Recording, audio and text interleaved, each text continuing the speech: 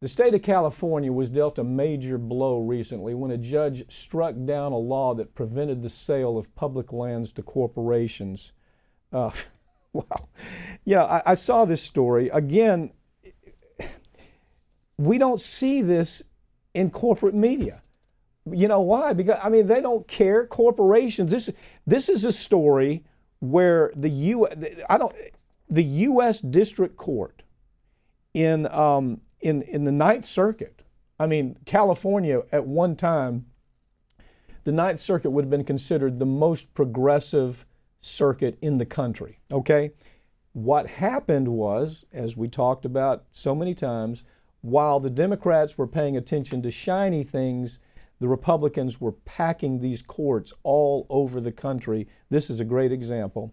This court, by the way, the Ninth Circuit, just in the last couple of years, they have attacked the idea of the right of a city to create themselves as a sanctuary city. Ninth Circuit, California said, no, you can't do that. They've sided with corporations on net neutrality. This is the Ninth Circuit, the most progressive circuit supposedly in the entire country. They have given more protection to corporations and to banks where it comes to loan fraud protection bills.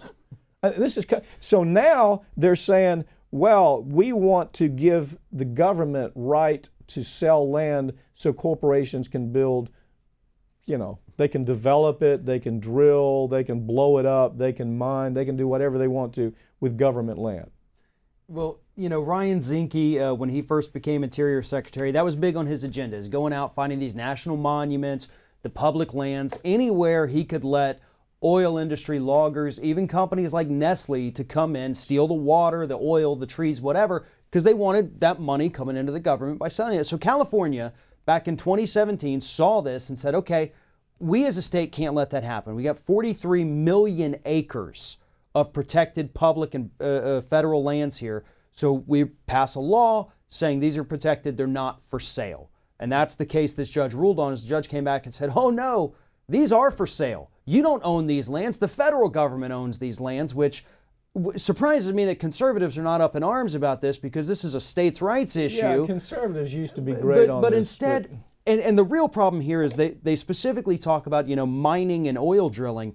But I tell you, Nestle is the biggest corporate locust that comes out to California, and the logging industry. Yeah, well, those two. Well, Nestle, we've done the story before. Nestle literally, they steal water from the aquifers in California that they're supposed to be paying some nothing for. Right. They got a license to do it.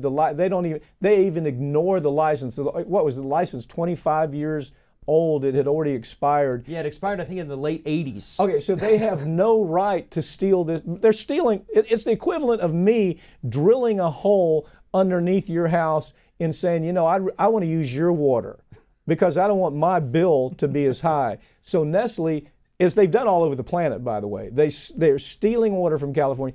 Why did that happen? Because the courts and the regulators there slapped them on the hand and said, oh, I know you messed up. No, we know you stole billions worth of water from us, and we're going to let them go. So now what's really more troubling to me is the face of the most progressive court system, appellate system in the country is now making this shift. And as I say, they're the ones that at every turn, if it's a progressive issue, the appellate courts are doing everything they can, and the trial courts are doing, to stop it, because Democrats were asleep, courts were packed, and now we're starting to see the result of that. Right, and we've got, a couple hundred more that are going to be coming down the pipeline, especially 100 more judges. Yeah, the Republicans secured a couple more seats in the Senate.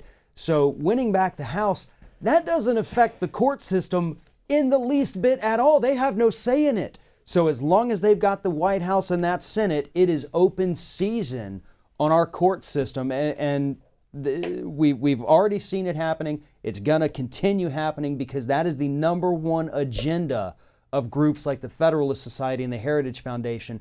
They don't care who's in office.